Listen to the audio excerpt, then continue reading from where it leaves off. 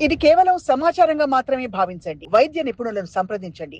అసలు ఫిట్స్ వచ్చినప్పుడు ఎగ్జాక్ట్‌లీ ఏం జరుగుతుందండి బాడీలో? ఫిట్స్ వచ్చినప్పుడు ఏంటంటే నార్మల్‌గా బ్రెయిన్‌లో కూడా మనకి న్యూరోనల్ యాక్టివిటీ కంటిన్యూయస్‌గా ఉంటుంది. సో, ఫిట్స్ వచ్చినప్పుడు ఏంటంటే ఒక షార్ట్ సర్క్యూట్ అయితే సడెన్‌గా హై వోల్టేజ్ ఎట్లా పాస్ అయితుందో, ఫిట్స్ వచ్చినప్పుడు ఒక ఏరియాలో స్టార్ట్ అయితుంది బ్రెయిన్‌లో.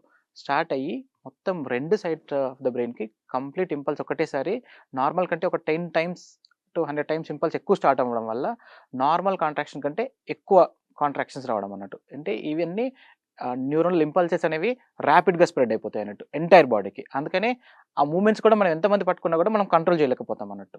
అండ్ ఆ డ్యూరేషన్ అనేది యూజువల్‌గా 1-2 మినిట్స్ వరకి మాక్సిమం ఉంటుందన్నట్టు. ఇది మనం ఎప్పుడు చూసినా కూడా చాలా మంది చెప్తూనే ఉంటారు. ఒక 2 మినిట్స్ పేషెంట్స్ మూవ్‌మెంట్స్ ఉంటాయి. తర్వాత ఏంటి అంటే బ్రెయిన్ కంప్లీట్‌గా రిలాక్స్ అయిపోతుంది కాబట్టి they will go into unconscious state.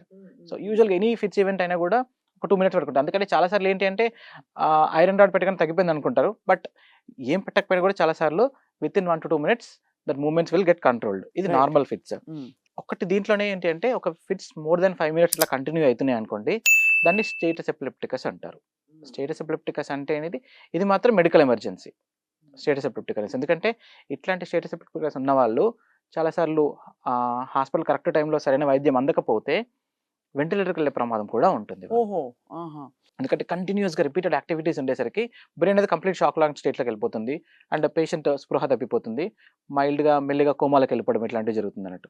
Status epilepticus ఉన్నప్పుడు ఏం చేస్తామంటే మేము పేషెంట్స్‌ని ఇమ్మీడియేట్‌గా will admitted to ICUs and అప్పుడు కంటిన్యూయస్ ఇంజెక్షన్స్ స్టార్ట్ చేసుకోవాల్సిందన్నట్టు. నార్మల్‌గా ఫిట్స్ వచ్చినప్పుడు యూజువల్‌గా ఒక మెడిసిన్ డైలీ ట్వైస్ అట్లా ఇచ్చడం ఉంటుంది కదా! స్టేటస్ ఎపిలెప్టికస్ ఉన్నప్పుడు ఏంటంటే continuous infusions till we achieve that seizure control. అది మనం చేసుకోవాల్సొస్తుంది.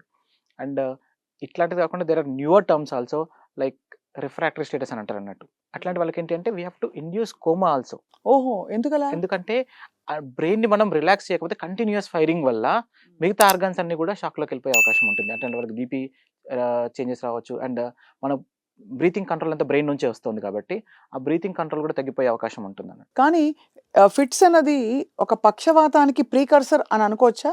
లేదండి. దీనికి దానికి సంబంధం ఉండదసలు. యూజువల్‌గా అయితే సంబంధం అయితే ఉండదు. రేర్‌గా ఏంటంటే పక్షవాతం వచ్చే ముందు ఫిట్స్ లాంటి మూవ్‌మెంట్స్ కనబడొచ్చు.